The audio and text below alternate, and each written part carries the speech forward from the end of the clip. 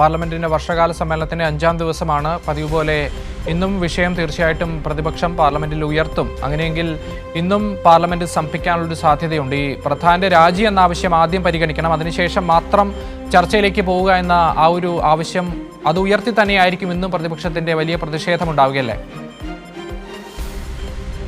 തീർച്ചയായിട്ടും തുടർച്ചയായിട്ടുള്ള 5ാം ദിനവും പാർലമെന്റ് ദിവസങ്ങളും സ്തംഭിക്കുമെന്നതിൽ യാതൊരു സംശയമില്ലാത്ത കാര്യമാണ്. കാരണം പ്രതിപക്ഷം വലിയ തലത്തിൽ പ്രതിഷേധവുമായി രംഗത്തുണ്ട്.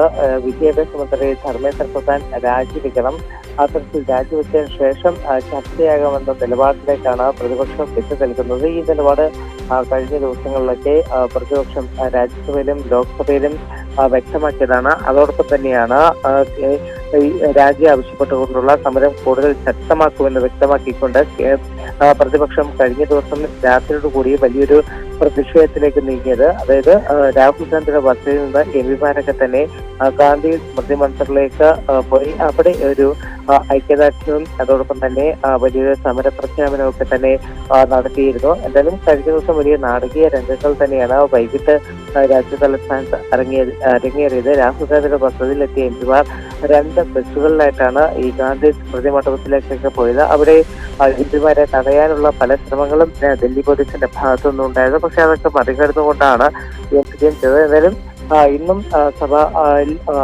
ലോക്സഭയിലും രാജ്യസഭയിലും വലിയ പ്രതിഷേധം തന്നെ ഉയർത്താനാണ് പ്രതിപക്ഷ തീരുമാനം. അക്ഷയ്,